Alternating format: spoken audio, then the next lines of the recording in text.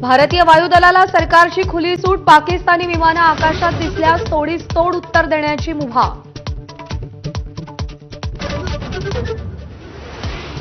पाकिस्तानी सरकार आणि दहशतवाद्यांचं साटलोटं. ऑपरेशन सिंदूरनं जगासमोर पाकिस्तानचा खरा चेहरा आणला. दहशतवादी मुदस्सीरला गार्ड ऑफ ऑनर तर दहशतवाद्यांच्या अंत्यसंस्काराला सैन्याधिकारी.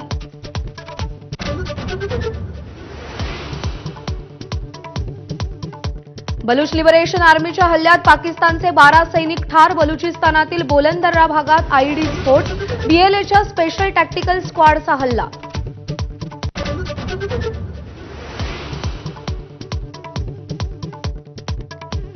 भारताच्या एअर स्ट्राईकनंतर पाकिस्तानात मोठं नुकसान. मुरीदकेमधील लष्कर-ए-तोयबा आणि बहावलपूरमधील जैश-ए-मोहम्मदच्या बेचिराख मुख्यालयाचे एक्सक्लुझिव्ह फोटो माझ्याच्या हाती.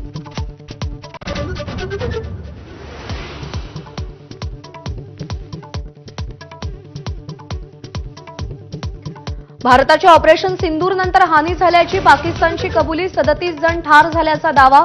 प्रत्यक्षात जास्त दहशतवादी ठार झाल्याची माहिती.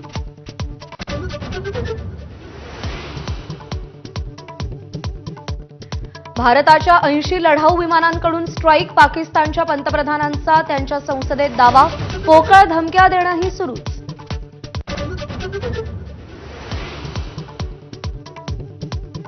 भारताच्या हल्ल्यानंतर पाकमध्ये हालचाली वाढल्या. ताबा रेषा आणि आंतरराष्ट्रीय सीमेवर युद्धसामग्री आणि रणगाड्यांची जमवाजमव.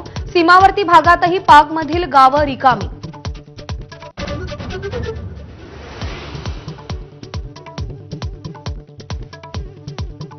पाकिस्तानच्या लाहोरमध्ये एकामागोमाग 3 स्फोट. वॉल्टन एअरफील्ड परिसरात स्फोट झाल्याचं वृत्त.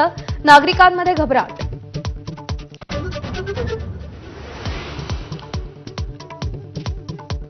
पूंछमध्ये पाकिस्तानकडून अंदाधुंद गोळीबार. 15 भारतीयांचा मृत्यू तर अनेक जण जखमी. गोळीबारात हरियाणातील जवान दिनेश कुमार शहीद.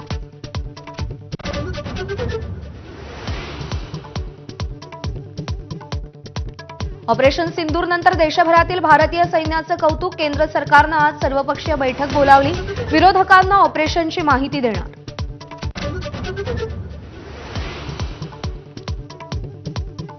मनसे अध्यक्ष राज ठाकरे यांनी काल सकाळी मुख्यमंत्री देवेंद्र फडणवीसांची वर्षा निवासस्थानी भेट घेतली. भेटीचं कारण मात्र गुलदस्त्यात. उत्तराखंडच्या उत्तर काशीमध्ये भीषण अपघात. अपघातात 4 प्रवाशांचा मृत्यू, 2 जखमी.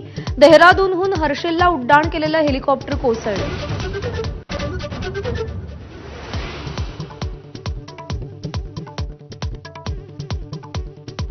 17 वर्षांच्या सुनावणीनंतर आज मालेगाव 2008 बॉम्बस्फोट प्रकरणी निकालाची शक्यता. साध्वी प्रज्ञा सिंग ठाकूरसह अन्य आरोपींच्या भवितव्याचा फैसला होणार.